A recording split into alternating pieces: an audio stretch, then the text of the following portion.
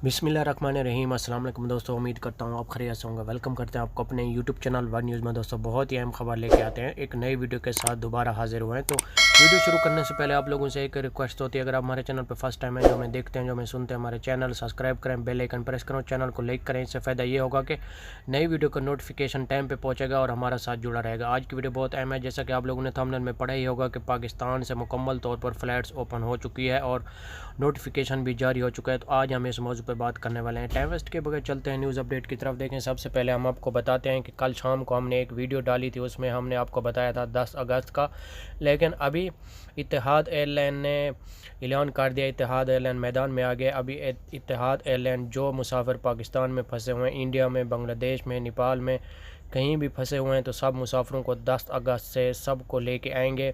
बहुत बड़ा नोटिफिकेशन जारी हुआ है और जिन लोगों ने डोज़ मुकम्मल की हुई हैं, पाकिस्तान से की हुई हैं या दुबई से की हुई हैं, तो आप लोगों को इत्तेहाद एयरलाइन लेके आएगी। लेकिन शर्त यही है कि आप लोगों का वीज़ा वैलिड होना चाहिए। अगर आपका वीज़ा वैलिड नहीं है तो आपको इत्तेहाद एयरलाइन की टिकट नहीं मिलेगी। आप लोगों का पहले नंबर पे वीज़ा जो है वो वैलिड होना चाहिए और कोरोना का टेस्ट भी होना चाहिए आपके पास 72 घंटे का। और दूसरा बात यह है कि आपके पास अप्रूवल भी होनी चाहिए, उसके बगैर आपकी टिकट नहीं होगी। अगर ये तमाम चीज़ें आपके पास हैं तो आप दुबई के लिए ट्रैवलिंग कर सकेंगे।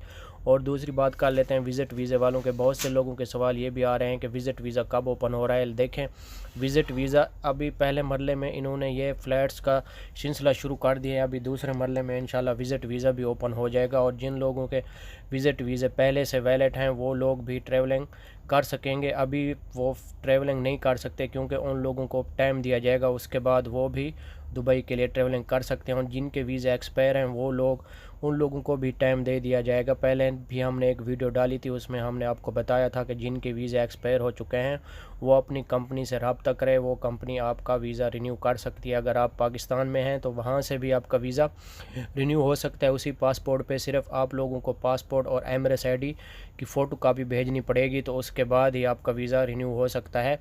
और ये बहुत बड़ा नोटिफिकेशन जारी हुआ है दुबई अथॉरिटी की तरफ से और पाकिस्तान अथॉरिटी की तरफ से। और इत्तेहाद एयरलाइन ने बहुत बड़ा ऐलान कर दिया है, सबका दिल खुश कर दिया है आज।